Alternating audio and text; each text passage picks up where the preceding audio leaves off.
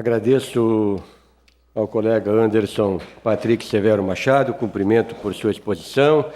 E, de imediato, concedo agora a palavra ao também colega Enio Martins Norá, da Ouvidoria do Tribunal de Contas do Estado da Paraíba. Bom dia a todos. Gostaria de agradecer o convite, inicialmente, do IBE, bem como a acolhida do Tribunal de Contas de Santa Catarina, né? Já agradecendo aqui em nome do Tribunal, em meu nome e em nome do conselheiro ouvidor, o conselheiro Arthur Cunha Lima.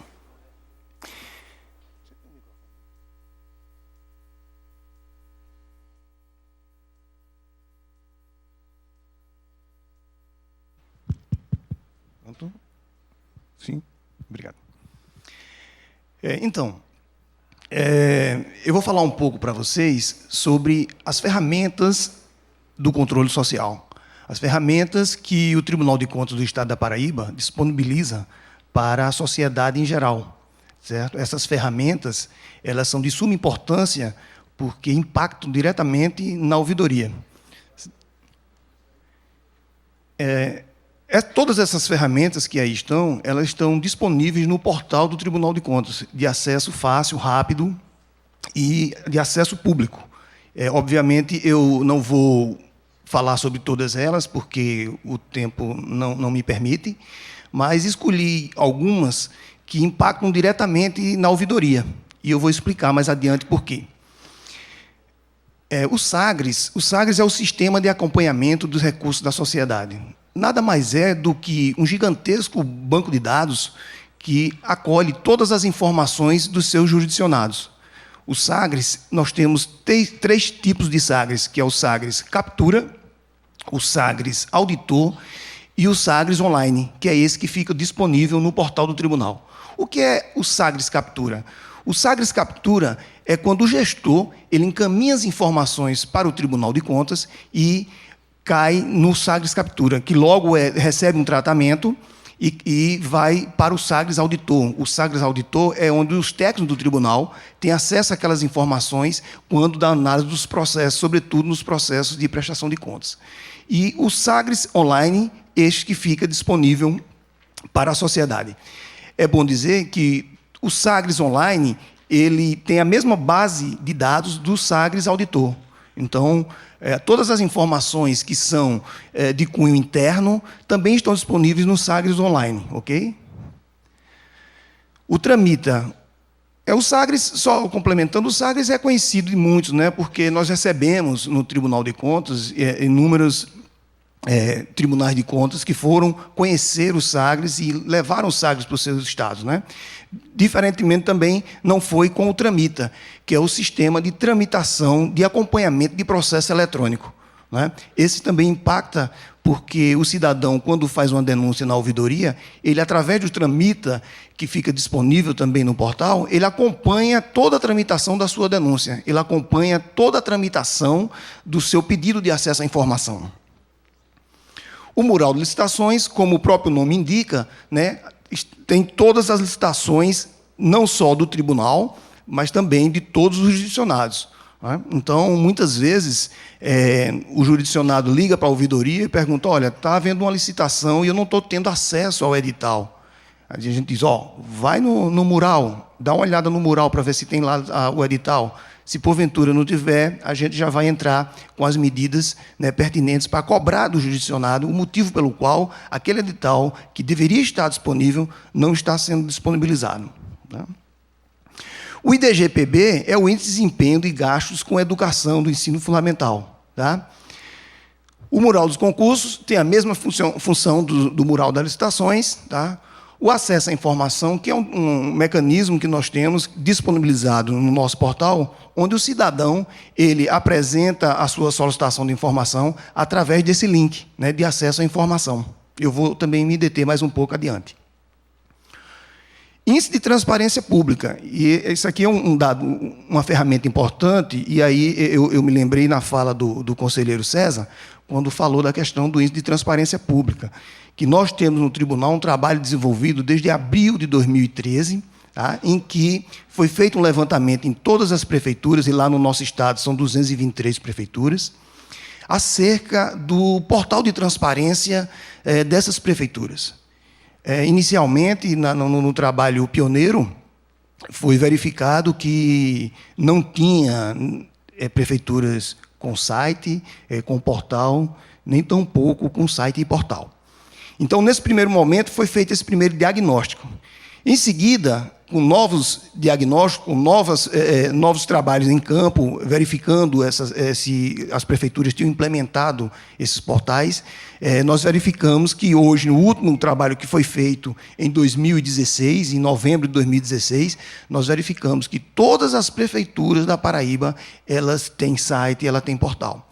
Então, nós estamos partindo agora para um segundo momento, qual seja o de avaliação desses portais, de verificar a efetividade, a eficácia desses portais. E, ao passo em que nós estamos também implementando para as câmaras municipais. Então, esse trabalho vai ser agora a partir desse exercício de 2017. O GeoPB. O GeoPB é uma ferramenta de georreferenciamento de obras. O auditor do seu computador, ele verifica, através do satélite, a obra em determinado município. Obviamente, não no nível de detalhe, quando ele faz uma fiscalização em loco. Mas ele tem a dimensão, ele tem a real visão de se efetivamente aquela obra está sendo concluída, se efetivamente aquela obra está sendo construída, né? E isso, em parceria com o cidadão, que nos fornece as informações através da ouvidoria, né, tem um impacto muito grande na fiscalização, porque o auditor, quando da fiscalização em loco, ele já sai com a base de informações efetivamente bem segura para atuar diante daquele caso. Tá? Os painéis de acompanhamento de gestões. Isso aqui é uma ferramenta nova, né, conselheiro Arthur? Extremamente importante. É uma ferramenta que tem como base de dados o Sagres também. Tá? Eu vou mostrar, basicamente, a diferença de ambos.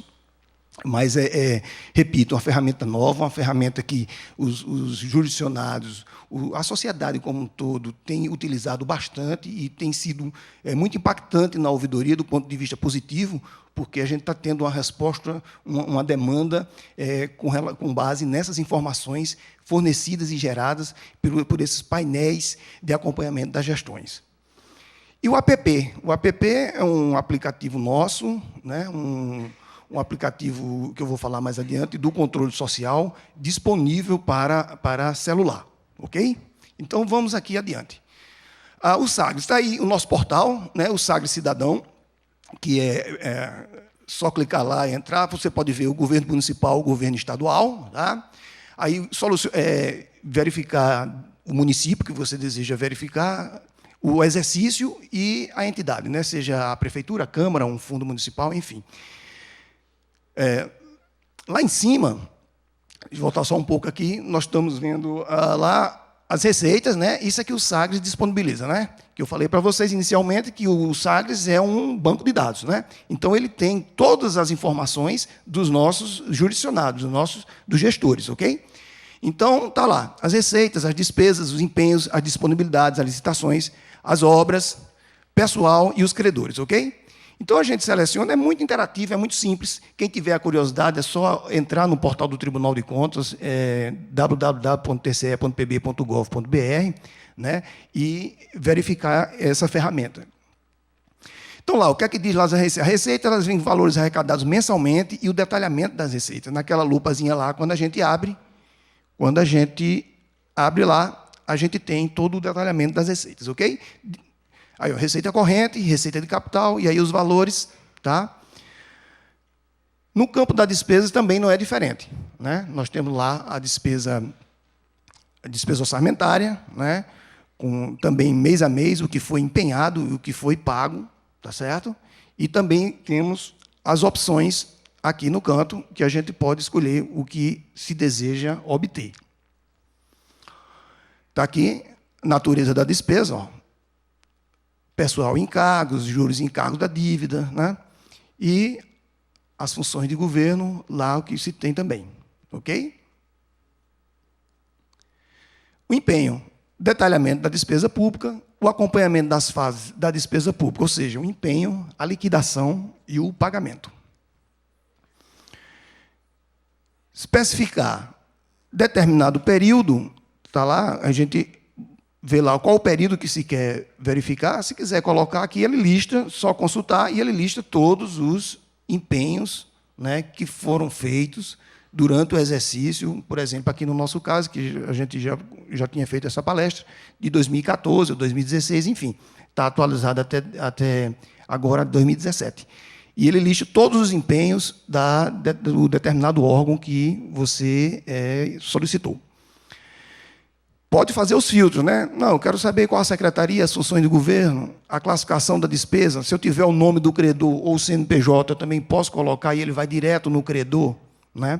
Para saber quantos e quais empenhos foram feitos para aquele determinado credor, tá certo? Está aqui o empenho, né? O número do empenho, a despesa, o número do empenho, a data que ele foi realizado, o que foi empenhado, o que foi pago, o credor para quem e o CNPJ dessa instituição, tá? Dessa entidade. O detalhamento do empenho. No empenho, nós temos o número de registro do empenho, a data e o valor, tá?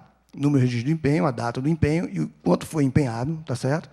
Nós temos sua aplicação, se foi para a educação, para a saúde, informações sobre o credor, o nome e o CNPJ, qual o objeto da despesa, né? Ó, importa aqui, ó, que se empenha para atender referente ao boletim de medição, o terceiro boletim de medição. Qual a licitação correspondente? Está aqui a licitação 1/2014 e a modalidade foi um ATP, né? Uma tomada de preço. E embaixo nós temos o pagamento, né? A data, a conta e o pagamento e a retenção no 42 mil. E vocês poderiam perguntar, e qual a ligação que isso tem com a ouvidoria? Olha, com base nessas informações, nós recebemos inúmeras denúncias. Tá? O cidadão vai lá, olha no seu município uma obra que porventura aconteceu, verifica que não houve, que está havendo pagamento e naquele posto de saúde, por exemplo, e o posto de saúde não foi concluído, ainda está em, como a gente diz, obra inacabada, e ele faz a denúncia no tribunal, né? E a ouvidoria acolhe essa denúncia, já comunica ao setor de fiscalização, né, nossa diretoria de auditoria e fiscalização, para que os auditores façam a verificação, ok? Vou me apressar um pouco aqui as disponibilidades, também no mesmo modo, está certo? Porque já me foi chamada a atenção aqui do tempo. As licitações também, tá? Tem lá todas as licitações, né? Qual a licitação? Está aqui, tem o objeto da licitação, tá certo? Está aí a licitação, ó, aqui a vencedora quem foi e as duas perdedoras, está ok? Pessoal, pronto, isso aqui também é uma inovação, porque o tribunal disponibilizou recentemente a folha de pagamento de todos os municípios. Isso, no começo, gerou um enorme rebuliço, porque as pessoas ligavam para a ouvidoria e diziam: meu nome saiu na lista, eu não trabalho aí nessa prefeitura, não. Ou então dizia: eu trabalho com o fulano de tal, que está na relação, mas ele ganha 3 vezes mais do que eu. Então, teve esse primeiro momento que a gente fez as comunicações e aí agora já está mais tranquilo, mas ainda continuam ligando. Certo? Então, também disponibiliza a folha de pessoal, tá? Os credores, né, que a gente pode consultar ali, colocar o nome do credor se tiver, o período que se queira obter. Está aqui, por exemplo, olha, isso é importante essa informação, por exemplo, essa construtora, MRL, certo? Ela participou de várias licitações nesses municípios aqui que vocês podem ver. Ó. São municípios nossos lá. Né? Santa Luzia, Água Branca, né? Mato Grosso.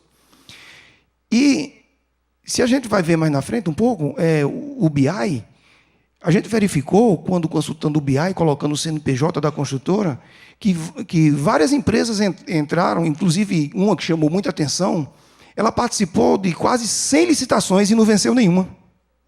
Ou seja, é um forte indício de que, efetivamente, ela está entrando ali só para compor, né, para participar da licitação. Como é possível uma empresa do ramo entrar em 100 licitações, praticamente, e não vencer nenhuma? Fica já um indício de alguma irregularidade que, porventura, possa existir, e, a partir desses dados, a auditoria cai em campo para verificar. Ok? Os credores... Bem, aí são os painéis de acompanhamento. Essa é uma nova ferramenta. Ele dá o acompanhamento do governo do Estado na sua evolução da despesa, evolução da receita, tanto do governo do Estado como dos municípios. Tá? E aqui, esse índice de despesas municipais que eu separei para mostrar para vocês. Repito, isso está lá no portal disponível. Quem tiver a curiosidade de ver, é só clicar lá, tá? Que é muito simples, é interativo, ok? Bem, aqui, selecionar o estado da despesa. A gente pode ver a despesa empenhada, né? Liquidada e paga. Tá? E aqui eu posso, pessoal, filtrar por... Existem vários filtros, né? Eu posso ver todos os municípios, se eu quiser. Eu posso ver alguns municípios ou apenas um município, se eu quiser ver a situação daquele município. Né? Aqui eu verifiquei, aqui eu botei um município.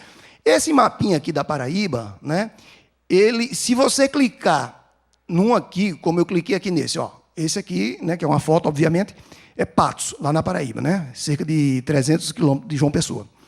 Ele está, nessa altura aqui, com a despesa liquidada em 28 milhões, do total da despesa, 55 milhões, que corresponde a 51%.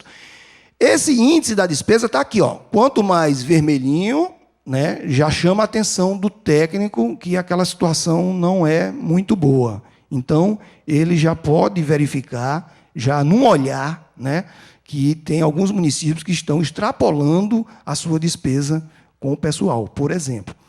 Isso aqui, pessoal, olha, esse elemento aqui, isso aqui eu posso filtrar. Existem várias possibilidades de filtro. Eu estou mostrando apenas uma, porque nós não temos tempo, tá? Mas existem várias possibilidades. Eu posso fazer aqui, por exemplo, no coeficiente do fundo de participação do município. Eu posso ver, por exemplo, eu acho que isso deve ser recorrente, a questão de combustíveis, né? Então, quando eu posso pegar aqui, por exemplo, e colocar, não, eu quero todas as prefeituras que tenham um coeficiente de fundo de participação 0,8. Então, eu boto lá. Então, ela me mostra todas as prefeituras que tenham um coeficiente e quanto elas gastam de combustível, né, de quanto elas gastam com o pessoal. E aí eu tenho a ideia se efetivamente existe alguma prefeitura que está acima da curva, né? Se está além do que as demais, e sempre a gente vai encontrar uma ou outra que tem um gasto maior, e a gente se pergunta por quê? Então, isso é um indício, isso é uma trilha de auditoria que os auditores vão verificar em loco, efetivamente, o que está acontecendo, ok? Bem, eu gostaria aqui de mostrar para vocês, só rapidamente, esse comparativo do Sagres Online com os painéis de acompanhamento, para a gente firmar um pouquinho da importância e de como isso significa para a auditoria. Tá? Os dados, são todos eles fornecidos pelos jurisdicionados, ok?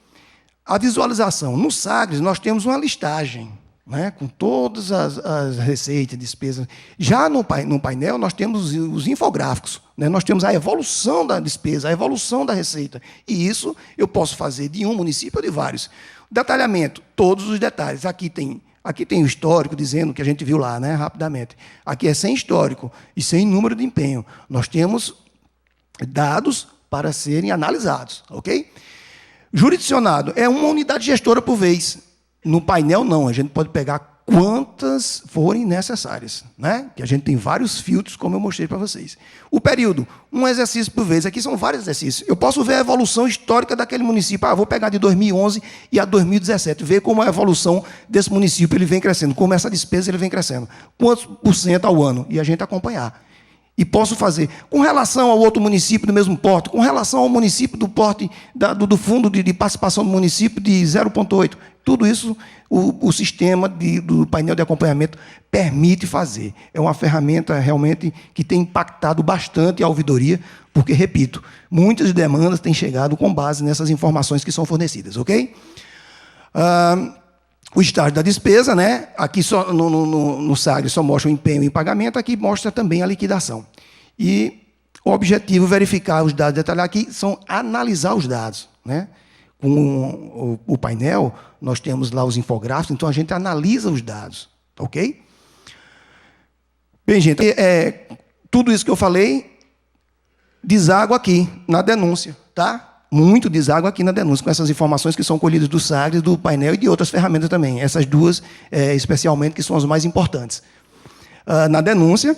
Nós temos um formulário de denúncia, está aqui, que é simples também, o cidadão ele preenche, digitaliza a sua documentação, encaminha, cai diretamente no e-mail da ouvidoria, no nosso sistema de denúncia, e a gente dá o tratamento adequado. Então, eu gostaria só de mostrar aqui,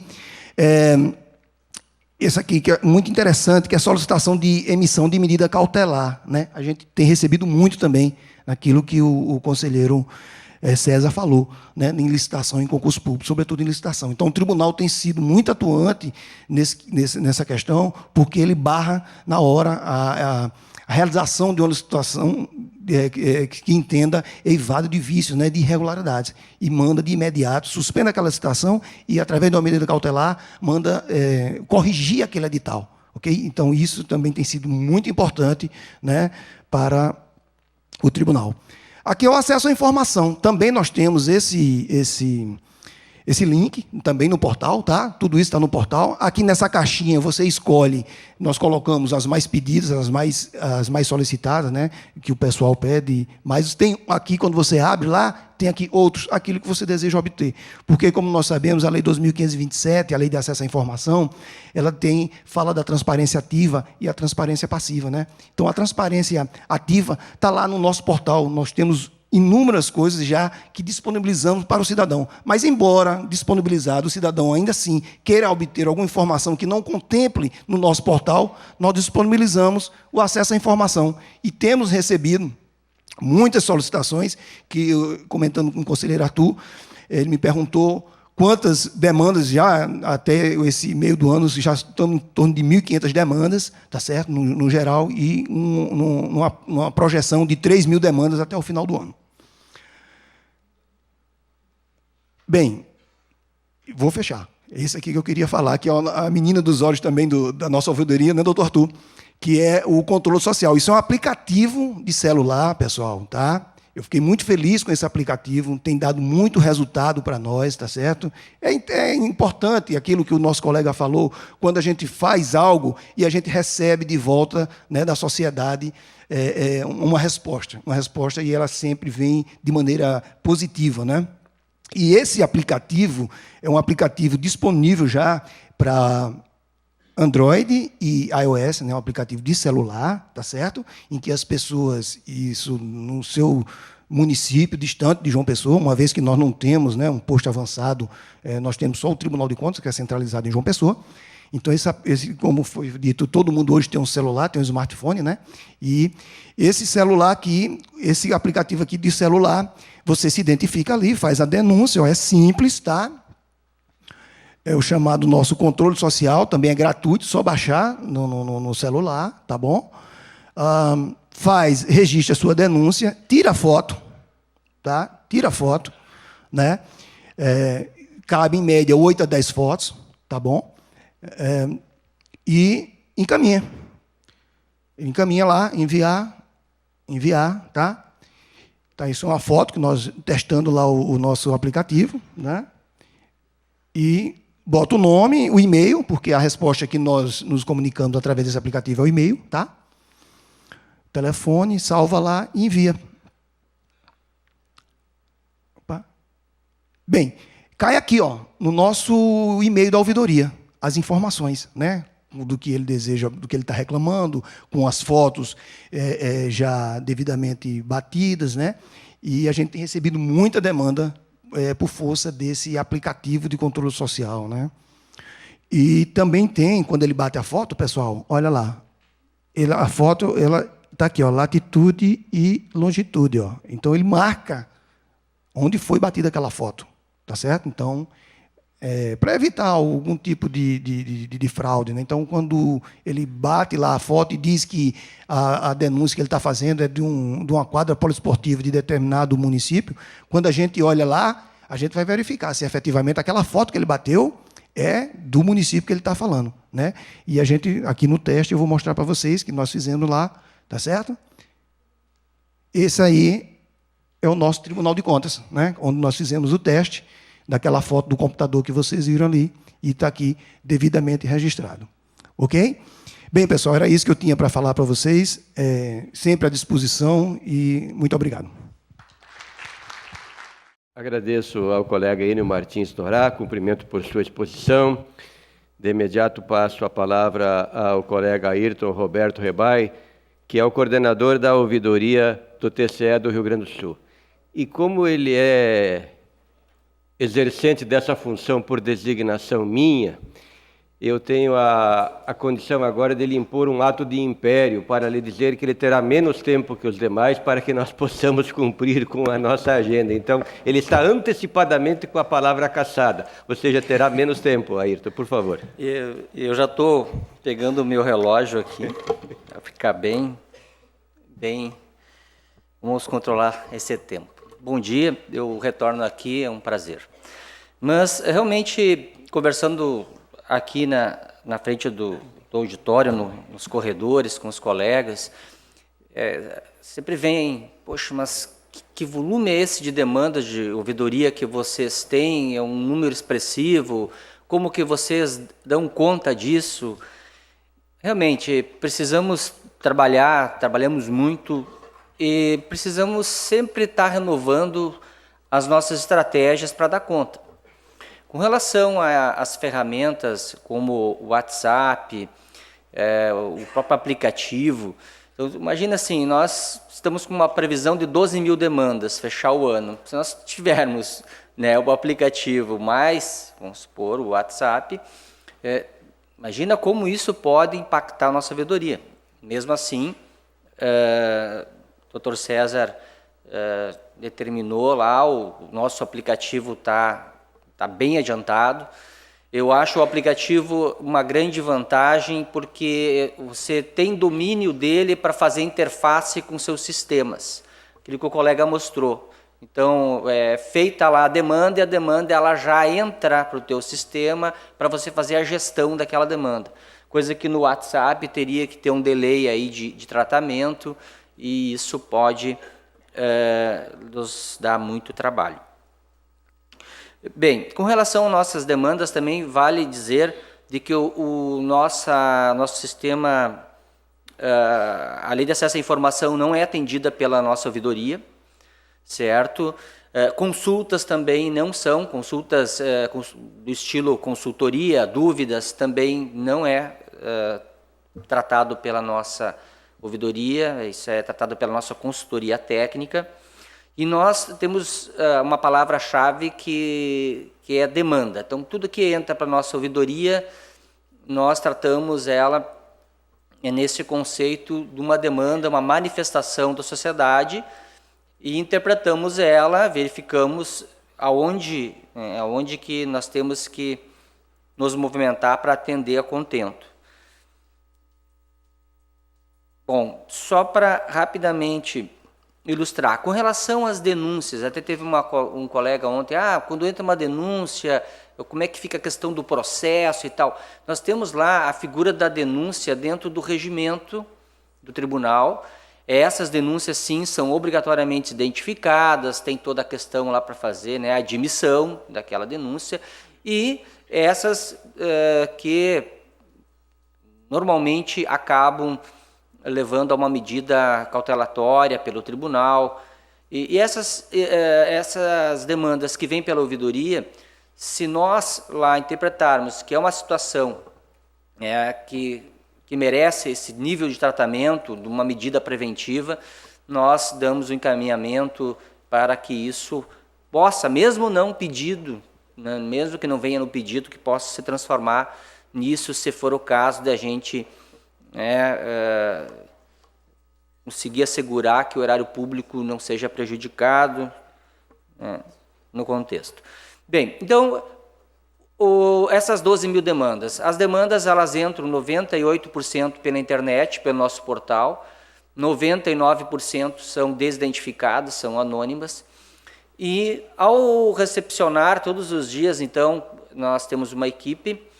E nós temos a colega responsável, uma colega que tem mais de 5 anos de ouvidoria, responsável por fazer o primeiro tratamento, que a gente chama, o acolhimento. Então, todos os dias ela chega lá, tem 40 demandas em média, diariamente. Quando é segunda-feira, acumula, chega a ter 90, 100 demandas por causa do final de semana. Isso faz com que, ao mês, a gente tenha, em média, 1000 demandas. Então, essa colega, ela faz um primeiro tratamento e verifica se essa demanda ela pode ir à frente, se ela não está muito rasa, se ela não está muito pendente de informações. Fazendo isso, ela então ela já se comunica com o demandante quando ela percebe, olha, você precisa dar nomes, locais, valores, então ela já coloca essa resposta. O demandante, através do seu protocolo e senha, acessa o nosso portal, verifica lá o que está sendo pedido, complementa, e assim se estabelece uma comunicação da ouvidoria com o demandante. Caso passe, então, pelo esse filtro inicial dela, tudo vem para mim, todas as demandas vêm para o coordenador. Esse fluxo eu mudei há pouco tempo, porque cada vez mais nós estamos com os recursos, com o orçamento curto, né, com os recursos escassos, e a gente tem trabalhado numa linha de impactar de maneira menor possível o nosso macroprocesso. Porque toda vez que a gente manda uma demanda para auditoria, por exemplo, se estabelece toda uma roda que gira dentro do tribunal, que vai ter horas de trabalho de diversos colegas. Então, tem que fazer uma análise boa na ouvidoria para mandar para frente o que realmente, né, merece avançar. Vem tudo para mim e eu faço uma seleção de todas aquelas que se tratam de licitações, dando prioridade no tratamento, e também a parte de pessoal. E passo para uma outra colega, tudo dentro do sistema, uma outra colega formada em Direito, com boa experiência na área de licitações e área de pessoal, e ela verifica todas essas que eu mandei para ela. O que não se trata desses dois temas fica comigo e eu respondo. Muito sobre transparência, questões muito particulares, situações que envolvem o próprio tribunal, né, a atuação do tribunal, não do jurisdicionado. E essa colega, ela faz essa análise e ela se utiliza, então, de todas as ferramentas disponíveis, principalmente nossos sistemas, para tentar já dar uma resposta, porque muitas coisas estão ao nosso alcance através dos sistemas que acumulam informações. Dado que ela não consegue concluir, encerrar ali a demanda com essa resposta, então ela faz uma análise daquilo que pode ir para o controle interno ou aquilo que ela entende que é caso de auditoria. Aquilo que ela entender que é caso de controle interno, ela aperta um botão, manda lá, nós temos todo um encaminhamento padrão, tal, mandamos para o controle interno com prazo para ele nos responder, e aquilo que ela entendeu que é de auditoria, ela me devolve. Somente eu que aperto o botão para cair uma demanda nos nossos auditores. Aí eu faço agora a minha análise, certo? Já passou, né, por dois colegas diferentes, e aperto ou não o botão para impactar o macroprocesso. Bom, com relação ao demandante, a resposta ao demandante é dada por uma outra colega formada em Direito também, e com uma auditora, onde é que ela verifica? Chegou a resposta daquilo que foi para o controle interno. Se aquilo tem qualidade, ela está em condições de dar uma resposta ao mandante, ela fornece. Se ela entender que está fraco, ela devolve o controle interno melhorar. E se o controle interno disser, olha, realmente esse problema existe e é um problema relevante, ela dá uma resposta para o demandante e manda a demanda para a auditoria para considerar na análise das contas, né, da auditoria de gestão. Então, mais ou menos assim que a gente lida com esse volume enorme de demandas. Doutor César, eu não sei se eu ganhei ou colaborei com o tempo. Mas seria isso, e estou à disposição, meu e-mail, meus contatos, para poder colaborar com os colegas quando for necessário. Obrigado. Muito obrigado ao colega Ayrton Rebay. Evidentemente que com ele eu fiz uma brincadeira, porque, como ele mesmo disse, ontem ele já tinha feito aqui uma palestra com mais tempo, e então agora foi muito solícito em nome da objetividade. Antes de encaminhar para a conclusão deste painel, eu gostaria de, mais uma vez, agradecer a todos os participantes e a seleta audiência, destacando o fato de que, pelas experiências aqui colocadas, e por tantas outras que certamente trariam elementos nessa mesma linha, fica evidente, por exemplo, a importância da interface do trabalho das ouvidorias, com, evidentemente, a unidade de controle externo de cada casa, mas do diálogo com o controle interno, e eu fiquei contente de saber aqui que há já experiências Brasil afora, no sentido de se encaminhar a possibilidade de resolução dessas demandas através de uma articulação com os sistemas de controle interno, com as unidades de inteligência dos nossos tribunais, ouvindo aqui a Paraíba, isso também ficou muito claro, relatórios que as nossas unidades estratégicas podem produzir a partir ou de informações recebidas na própria atividade do controle externo ou pela própria ouvidoria, e com a transparência, com a lei de acesso à informação. Eu recordo que eu ainda era presidente do Tribunal de Contas e um colega da ouvidoria me trouxe a seguinte informação. Ele me disse: presidente, veja que coisa significativa. Recebemos essa demanda aqui na ouvidoria, onde o cidadão, consultando o portal do tribunal, foi localizar a situação de uma determinada construtora que havia celebrado um contrato para execução de uma obra com o município. Como o nosso portal, e eu acredito que serão todos, a grande maioria dos portais dos tribunais de contas, ofereçam de maneira detalhada todas as informações, todas as despesas processadas, ele consultou o nome da empresa, identificou que havia sido liquidado e pago um montante, por hipótese, de R$1 milhão pela execução de uma obra pública importante.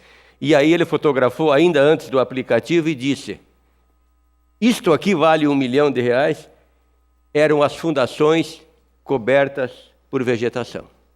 Então, quer dizer, o exercício do controle social utilizando uma ferramenta do controle externo dialogando conosco. Nós falamos muito sobre controle social, não é? Dizemos que ele é importante, é relevante, mas nós precisamos oferecer os mecanismos, nós precisamos induzir, subsidiar o trabalho do controle social. Aliás, o ministro Benjamin Zimmer, do TCU, gosta de usar a palavra mais que induzir, nós precisamos seduzir. E esse é o nosso papel, e as ouvidorias são esse canal institucional de participação da sociedade. Não é possível imaginar que isso se faça de maneira dispersa, absolutamente difusa. Não podemos, não devemos estabelecer dificuldades, mas precisamos organizar esse trabalho e as ouvidorias cumprem bem este papel. Eu havia combinado aqui com os colegas que nós teríamos uns 2 minutos para considerações finais, mas acredito que não será possível. O colega aqui da ouvidoria de Santa Catarina recebeu uma pergunta e ele tem a palavra para agora, então, responder. Alô. Conselheiro, é coisa rápida. Na verdade, recebemos aqui um questionamento de um vereador. Eu só diria que, quando chegam solicitações dessa natureza e existe posicionamento formal do tribunal através de pré-julgados, a gente sempre faz esse serviço. A gente evita encaminhar até para não... Porque eu sei que, geralmente, esses questionamentos a pessoa está com pressa. Só avisar ao conselheiro, ao vereador, que a sua resposta está no pré-julgado 1510, tá? Anota, está lá acessível no site do tribunal, baixa lá o pré-julgado 1510, que está a sua resposta para a sua solicitação. Colega Abel, tá bom, meu querido? Só isso, conselheiro. Muito obrigado. Bem, quando nós falamos de controle externo, nós necessariamente falamos de orçamento público. Se falamos de orçamento público, falamos de políticas públicas. Se falamos de políticas públicas, também falamos de direitos, de garantias fundamentais. E aí, voltando, não há direito, não há política pública que se possa materializar senão pela via do orçamento, e o orçamento é o foco do nosso mistério, do nosso agir. Então, estamos falando de números. Mas atrás de cada número, atrás de cada estatística que nós mostramos aqui, fluxos, denúncias, demandas, queixas, há vidas. E é de vidas que nós tratamos, na verdade, no controle externo. Em 2013, naquele movimento de rua que tomou conta de praticamente todo o país, havia uma série de cartazes dizendo abaixo a PEC 37. Lembram da PEC 37? Era aquela proposta de emenda à Constituição que tratava da atuação do Ministério Público na investigação criminal, ou da impossibilidade de.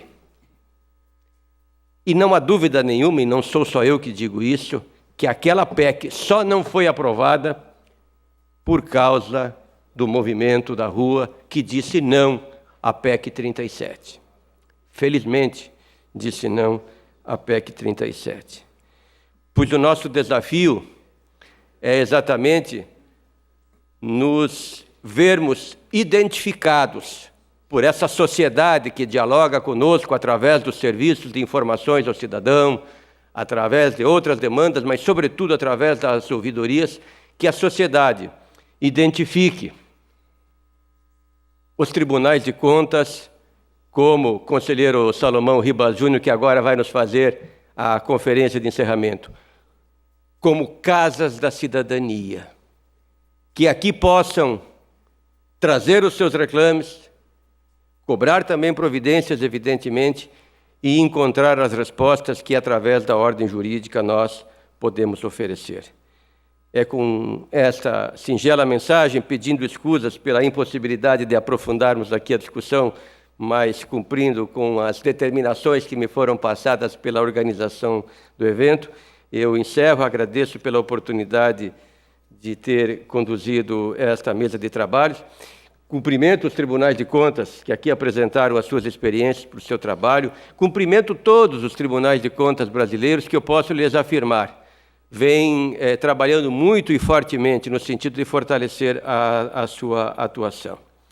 Como eu disse anteriormente, assim fazemos para que o regime republicano se concretize, se torne realidade o dispositivo constitucional que diz que o objetivo fundamental da República, dentre outros, mas o que sintetiza tudo, é concretizar o bem de todos. Obrigado.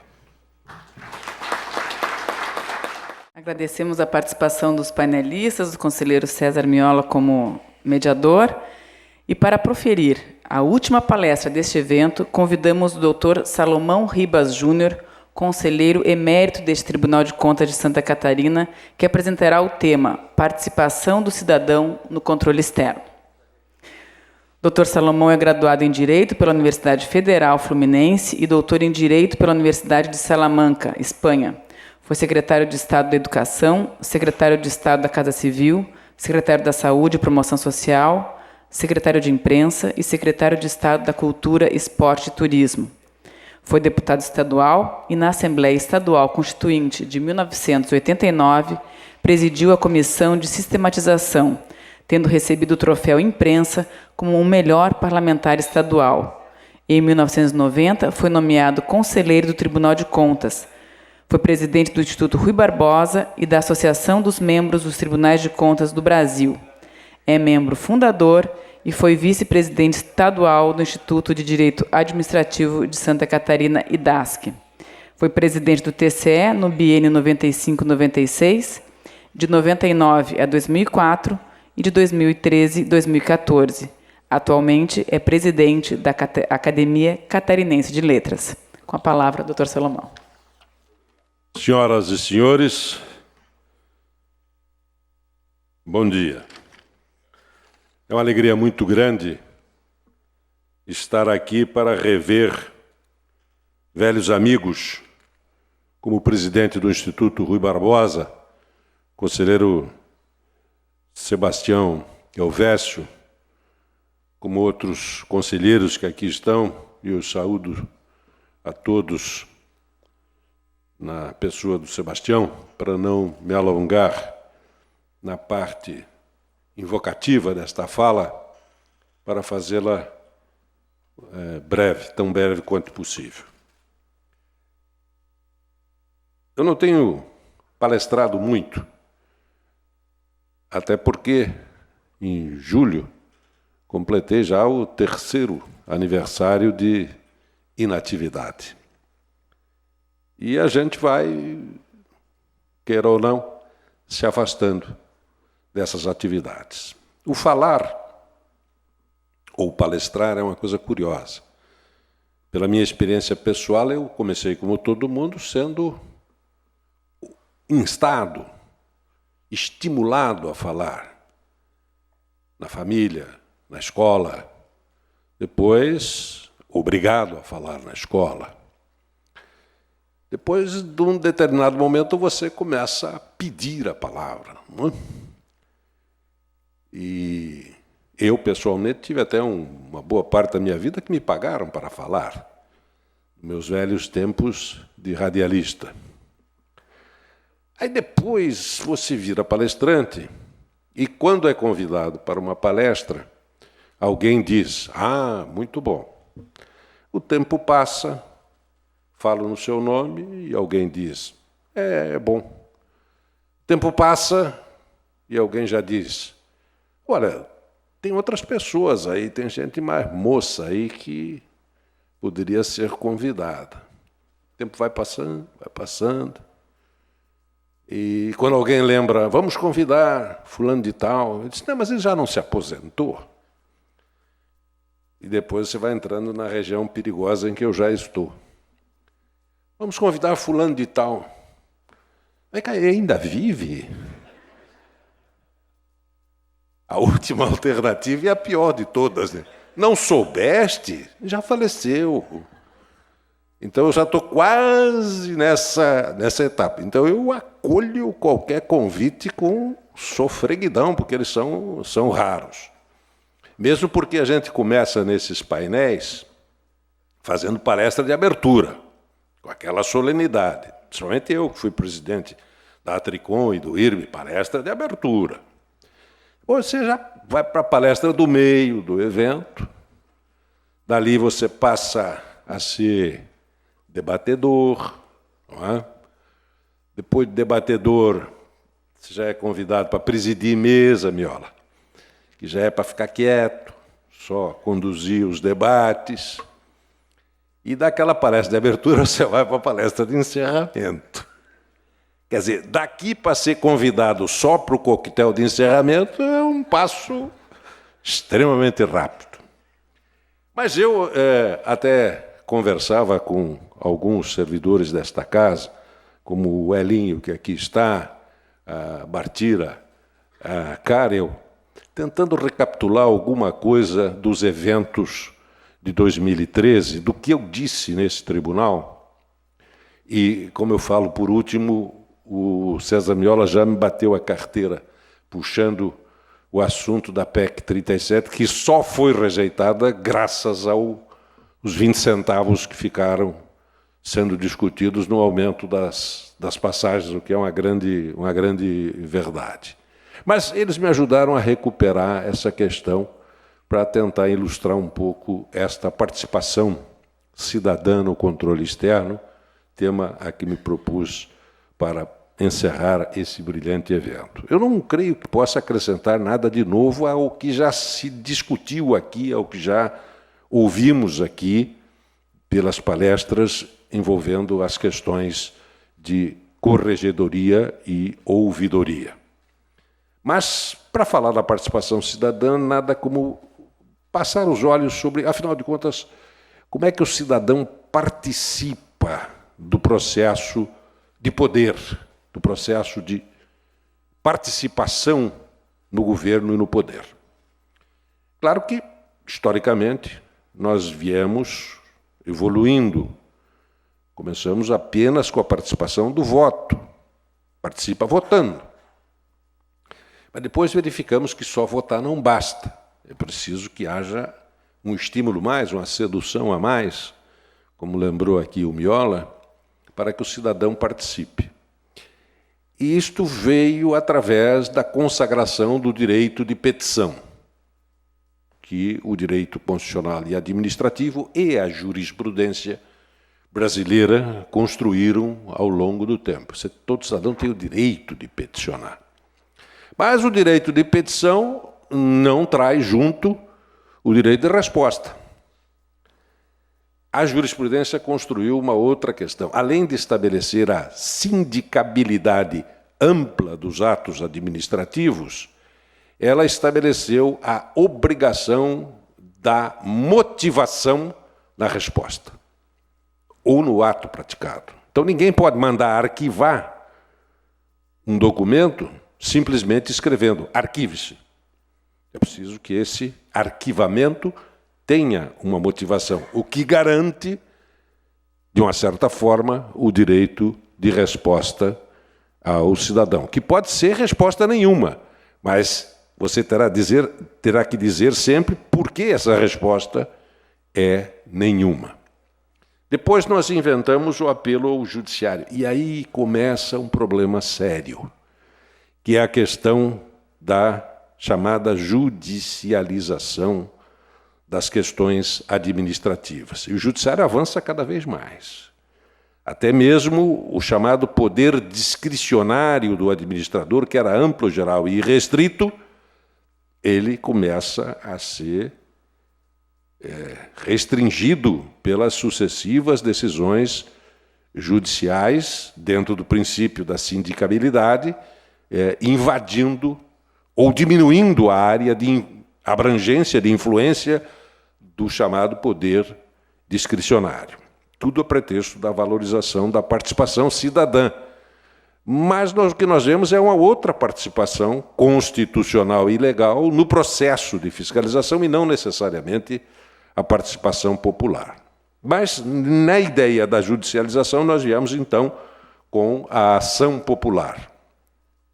A ação popular veio para assegurar essa participação do cidadão, podendo questionar ilegalidades ou excessos ou exageros cometidos pela burocracia dentro daqueles prazos.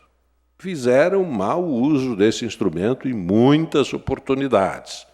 A ação popular legítima, motivada pela confiança, pelo espírito público, e a ação popular interesseira, voltada até para aquela hipótese de um acordo, etc., o que a própria jurisprudência veio a minimizar, obrigando o Ministério Público a assumir a ação popular no caso de desistência dos seus autores, havendo dano ao erário a ser considerado.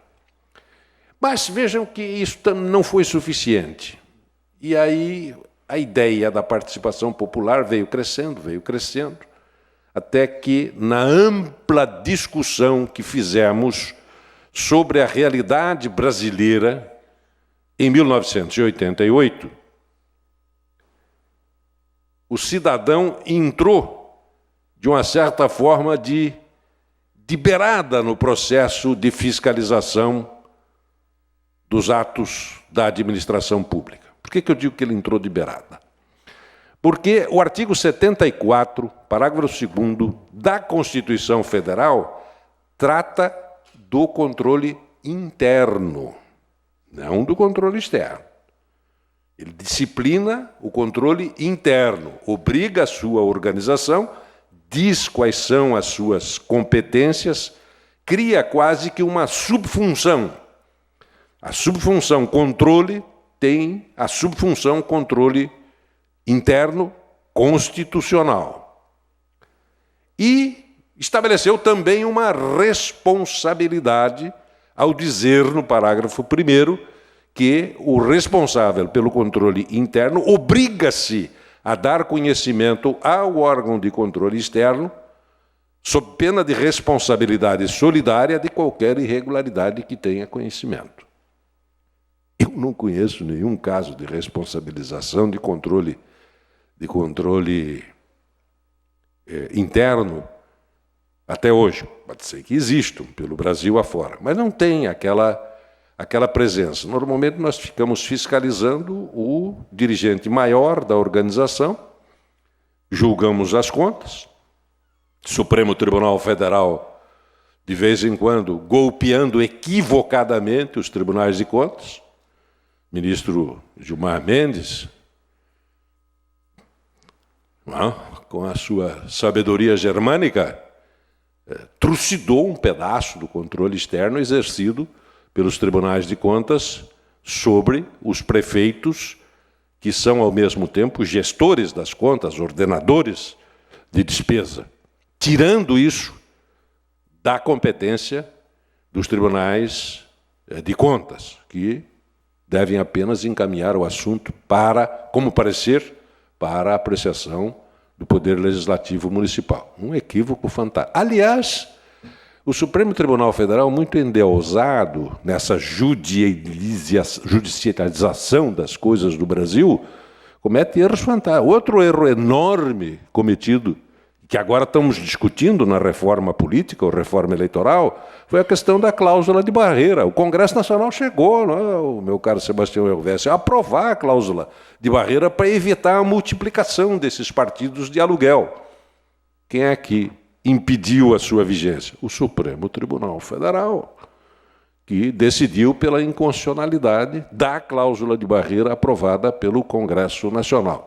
Então, o Supremo é muito bom, ficou muito famoso com a presteza com que julgou o mensalão, mas não é perfeito nas suas decisões.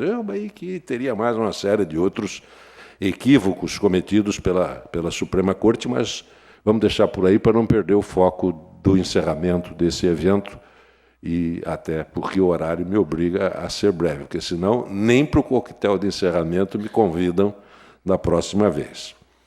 Mas dentro da ideia, no parágrafo 2º desse artigo 74, que trata do controle interno, o cidadão entrou. Qualquer cidadão, partido político, associação, tem legitimidade para denunciar perante o Tribunal de Contas qualquer irregularidade de que tenha conhecimento. Então veja que o cidadão entrou assim, de repente, na última hora, bota um parágrafo aí, que entrou de uma maneira tecnicamente incorreta, mas está na Constituição. Com base nisso, legitimou-se o cidadão. Ele não precisa propor uma ação popular, ele pode simplesmente encaminhar essa denúncia.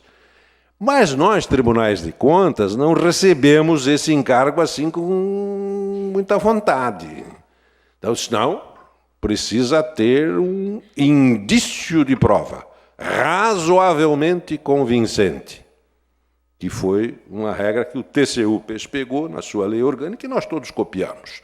Indício de prova. Já começamos a estabelecer uma limitação. Isso, com o tempo, foi sendo, de uma certa forma, eliminado, mas ainda nós recebemos com... E é bom até que tenhamos essas cautelas. Mas por que eu escolhi esse tema para encerramento? Eu tive a oportunidade, agora no mês de maio, de participar de uma banca examinadora de uma tese de doutorado na Universidade de Salamanca, por onde sou doutor e por isso fui convidado para integrar a banca que apreciou a tese de doutorado de uma controladora chilena que escolheu, ela trabalha na Controladoria do Chile, escolheu o tema El contrato social en la prevención de las malas prácticas administrativas y la corrupción, especial atención a la participación ciudadana. Dona Nancy Barra Gallardo. E ali me despertou a atenção, porque ela fez um exame de boa parte da América Latina, não apenas do Chile, onde vive, e fez do Brasil também, que ela verifica, por exemplo, o aumento geral pelo mundo afora, especialmente na América Latina, do nível de desconfiança do cidadão nas autoridades e nas instituições. Este é um outro grande problema, a desconfiança nas instituições.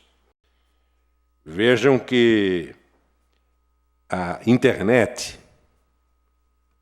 e não resisto à tentação de lembrar Humberto Eco, né? Deu voz aos imbecis de todo gênero.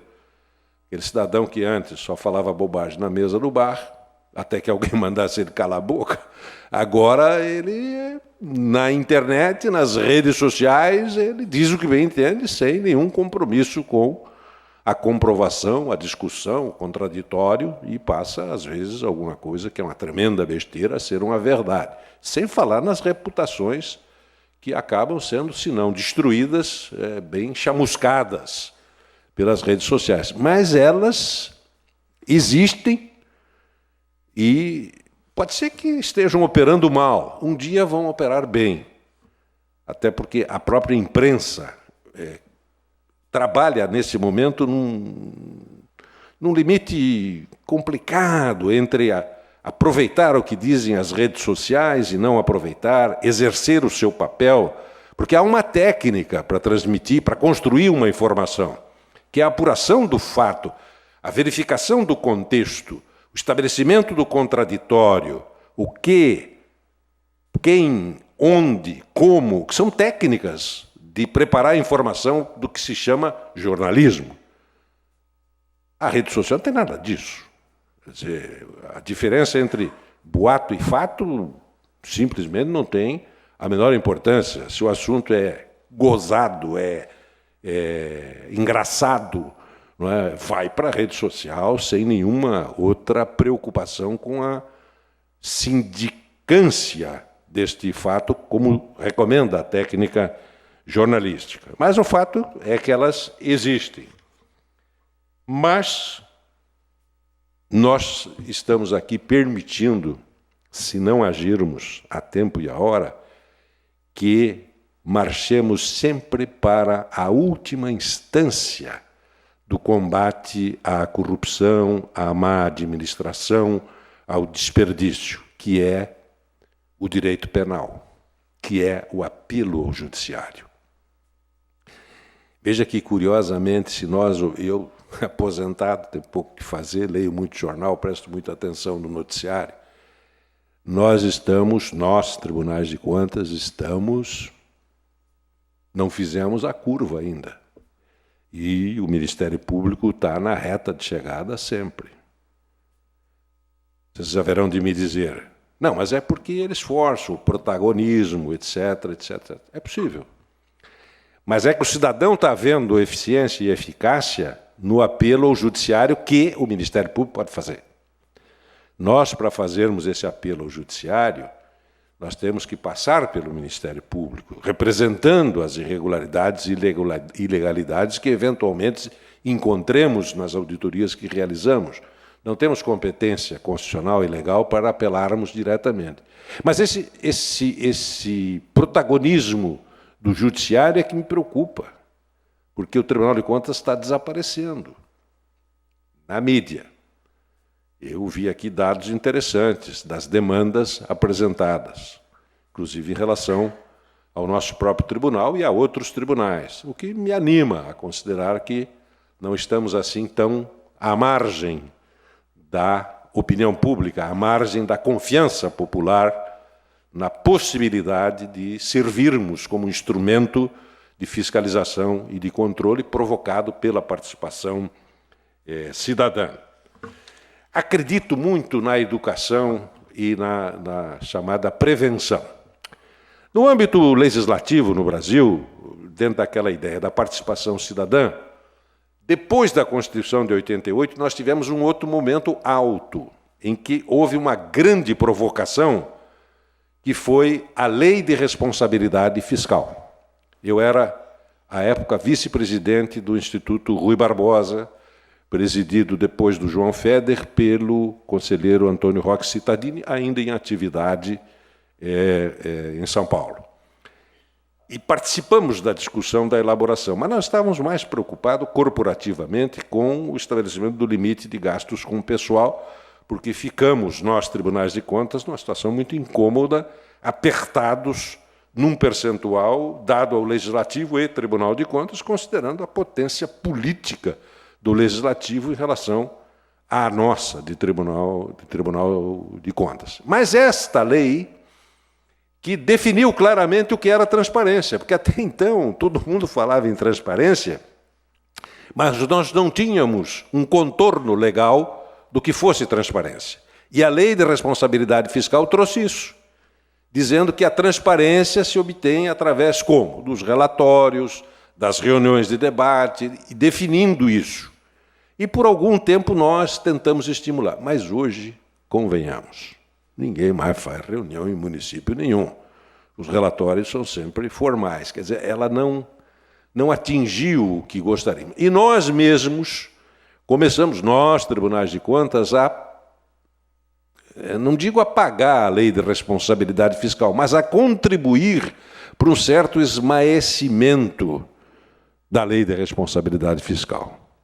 Eu me lembro que em São Paulo houve uma primeira discussão para estabelecer uma interpretação do dispositivo do que vale e do que não vale como despesa de pessoal. Então, vamos tirar fora os aposentados, isso no começo da discussão. A proposta veio do Rio Grande do Sul. E o presidente do tribunal, à época, defendeu. E nós fomos muito contra, absolutamente, isto é inviável, onde já se viu, não podemos fazer essa interpretação, e em aposentados e pensionistas. Mas eis que o presidente do tribunal naquela época, eis que me diz o seguinte: olha, eu vou fazer isso lá no Rio Grande e te digo, isso ele me disse reservadamente, vai ser, com aquela expressão gauchesca, vai ser um rastilho de pólvora por esse Brasil lá fora.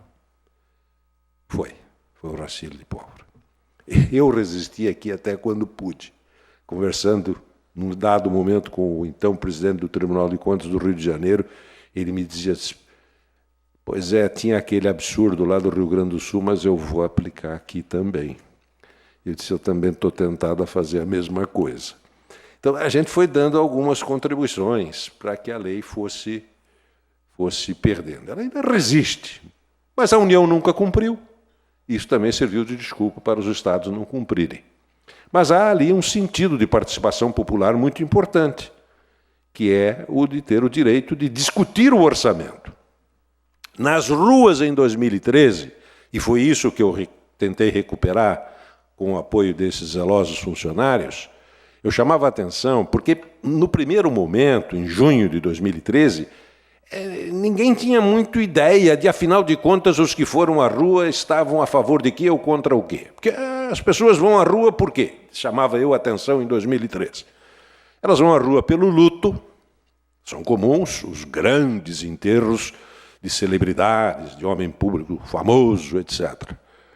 Elas vão à rua nas comemorações, pelo júbilo, comemorações de vitórias esportivas. Então o povo vai às ruas. Ou vão para protestar. Para apoiar é mais difícil. Eles vão para protestar. Para apoiar alguma coisa é um pouco mais difícil, mas também pode ser que o povo vá. Então, afinal de contas, por que é que foram às ruas em 2013, quando ninguém não tinha nenhuma liderança, não tinha nenhum movimento claramente definido? Então, falou-se muito nos 20 centavos de aumento para o movimento Passe Livre, que depois fez um cartazete que circulou pelas redes sociais, dizendo simplesmente o seguinte, não é pelos 20 centavos. Mas então era por quê? Excesso de gastos na Copa do Mundo também foi um motivo que... Mas a verdade é que não tínhamos um motivo muito claro, mas era contra tudo e contra todos. E eu chamei a atenção, disse, olha, fundamentalmente o que eles estão discutindo, no caso do preço da passagem de ônibus, é o controle que os tribunais de contas têm que fazer sobre as concessões. O nosso não fazia naquela época. As concessões não estão sendo sindicadas para ver se as empresas transportadoras estão cumprindo aquilo que contrataram com o município, com o Estado, com a União, na questão da fixação do preço das passagens. Então, é um problema nosso. Também estão protestando contra a nossa ação. Outro protesto. Estão reclamando de gastos excessivos da Copa do Mundo. Isso é orçamento. É fiscalização de execução orçamentária. Isso é problema nosso. Não vamos ficar apontando o dedo. Não, isso é contra o Congresso, isso é contra o Judiciário, pela lentidão, é um defeito do Judiciário. Não. Isso é contra nós também. É possível que tenhamos melhorado alguma coisa, porque estou falando aí de 4 anos. O Brasil agora está com outro tipo de problema em discussão. Não vou falar em crise porque crise é uma coisa muito difícil de você definir. Afinal, o que é uma crise? Ela tem só o sentido de decadência, de queda, de degradação? Ou ela tem o sentido de momento decisivo de resolução? Na medicina, para puxar o exemplo clássico, porque em sociologia falamos em corpo social, lá que falar em corpo humano, Crise é aquele momento em que uma doença ou vai para a cura ou vai para a deterioração. Aí isso chama-se crise, ela pode ir para um lado ou para o outro. No tecido social acontece a mesma coisa, quando há uma crise de natureza ampla, de motivações múltiplas, ela pode ir para melhor ou ir para pior. Chamava eu a atenção em 2013, e torno a repetir hoje, até me baseando na propaganda do governo e nas falas do senhor presidente da República. O Brasil é um país curioso, né? Melhora, está sempre pior. Pode ver, a propaganda governamental, nós estamos melhorando, mas estamos sempre pior. Então, essas questões todas é que devem nos levar a buscar esse aperfeiçoamento da fiscalização e do controle, sem perder de vista que a corregedoria e a ouvidoria são essenciais para essa tarefa. Nasceram por quê? Não tiveram natureza republicana no seu nascimento. Elas vêm dos períodos imperiais, elas vêm do absolutismo. A corregedoria do rei, para cuidar do tesouro, da sua fortuna pessoal. A ouvidoria saiu como subproduto da corregedoria. No direito português, já desde o século XV ou XVI, com as ordenações, ela teve a função de ouvidoria geral do rei. Então, e ela veio vindo. Depois, de uma certa forma, ela ficou reduzida à correição judicial. O judiciário é que ficou preocupado com corregedoria. Nós nem tínhamos essa figura nos tribunais de contas, apesar das semelhanças que temos com a organização do poder judiciário. Mas isso não existia. Eu sou de um tempo em que se criaram as corregedorias e o Tribunal de Contas da União, eu acho que até hoje não tem. As funções de correição, me parece, ainda são exercidas pelo vice-presidente, não tenho certeza disso, pelo vice-presidente do tribunal. E nós não tínhamos. Isso começou, creio que no Rio Grande do Sul, com muita ação do Vitor Faccioni, naquela época, e depois se espraiou, e dali também surgiram as ouvidorias. Copiando um pouco, porque a corregedoria e a ouvidoria, elas são antigas, elas vêm como instituições públicas do mandante político, quer dizer, do rei, ou do presidente da República, ou do ditador. Ela surgiu, a ideia da ouvidoria, como representação republicana, ainda na fase absolutista, lá por 1809, nos países escandinavos, com o famoso ombudsman, que é uma má tradução para fiscal do povo, controlador do povo, ou ouvidoria, ou corregedoria. Isso veio vindo e chegou através do direito anglo-saxônico ao Brasil. Como chegou junto, aí a questão da transparência, chegou junto aqui também a ideia da accountability, que a gente teima em dizer que é uma palavra sem tradução, mas é como a corrupção, a gente não sabe definir, mas quando a gente vê um fato corrupto, a gente tem certeza de que se trata de alguma coisa errada. Então, isso tudo veio vindo e está se construindo. Não chegamos ainda ao final dessa construção.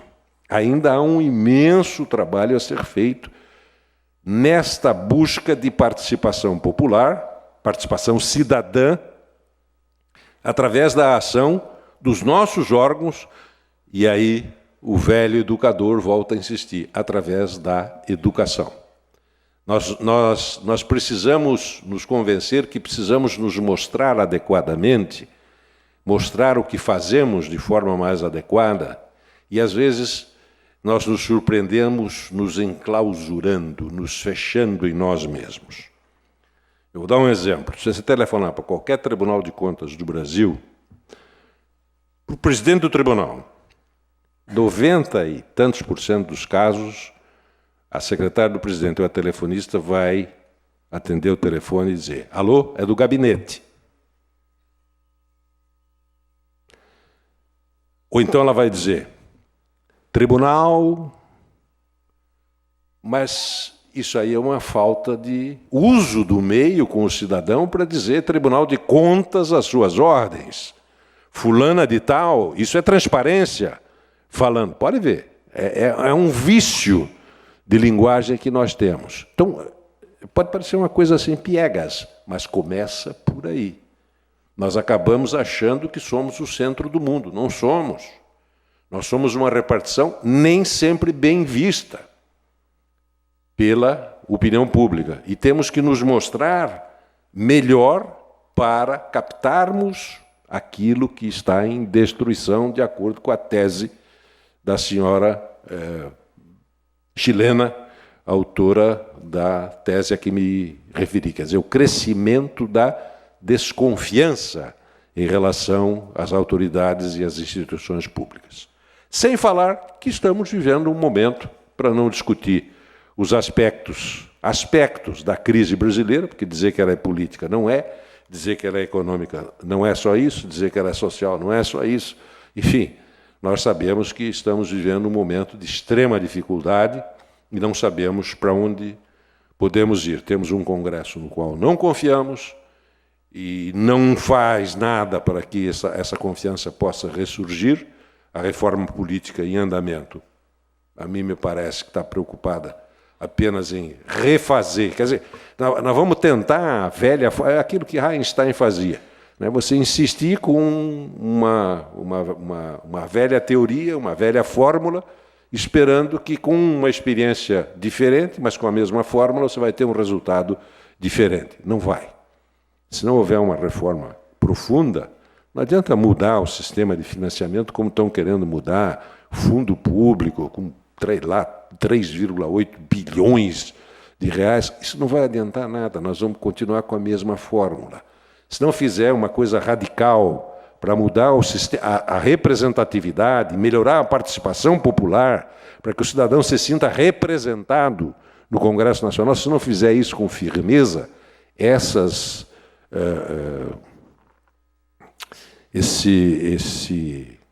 perfumaria que está se montando na pretensa reforma política no Congresso Nacional vai adiantar muito pouco. Eu não sei como é que vamos nos resolver no próximo ano, né, que já está aí. Mas o fato é que essas mudanças estão no mundo todo. Peguemos esse espírito de mudança. Você vê que a mudança é tão profunda que até uma instituição milenar, ela teve um episódio fantástico. Eu nunca imaginei que isso conhecia alguma coisa da história, mas que pudesse acontecer no século XXI, a renúncia de um Papa, porque não se sentiu em condições de enfrentar os problemas gravíssimos que a estrutura da Igreja, como organização, estava e está enfrentando. Renunciou ao seu cargo. As instituições estão perdendo lugar para crescer o indivíduo. O indivíduo como importância na construção da sociedade. Mas para que ele possa construir, é preciso que nós nos organizemos para tal. Só a gritaria na passeata não resolve. É preciso que isso tenha uma canalização. Eu costumo dizer que as câmaras de vereadores dos municípios, elas serão tão ou mais importantes na medida em que elas organizarem o debate político. Porque a discussão na mesa do bar, na barbearia, no clube, na família, na rua, ela é importante, ela deve existir, mas ela não se organiza, ela não produz resultado. Pode aumentar a insatisfação, mas ela não produz o resultado. É preciso que a instituição contribua para a organização e a objetividade dessa participação popular. Mas se isso está assim no mundo todo, né, nós já vivemos outros momentos importantes de insatisfação que acabaram gerando coisa melhor. O Brasil, até de uma certa forma, sempre saiu um pouco melhor das crises anteriores que sofreu.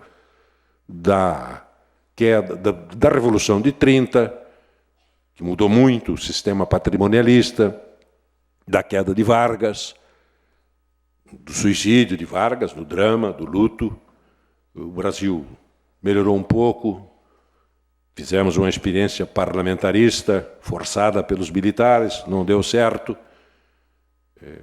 Caem os civis do poder, assumem os militares. O Brasil vai andando, caem os militares.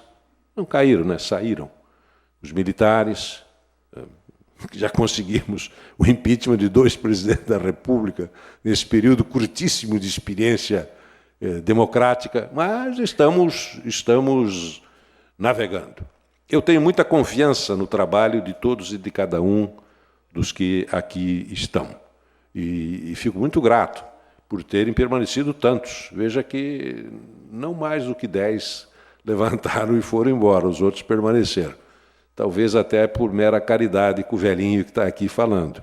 Mas eu fico muito sensibilizado e muito grato. Tenho muita confiança no Instituto Rui Barbosa, na Atricom. O Instituto Rui Barbosa continua esses eventos nacionais com discussões regionais de temas nacionais e que permitiram a participação de tantos aqui, são muito importantes, porque se você faz um evento só nacional, não é tão produtivo quanto esses de caráter regional que a nova orientação do Rui Barbosa vem fazendo. A Tricom vem realizando um grande trabalho, seu presidente, na defesa de mudanças no processo de convocação de conselheiros e auditores.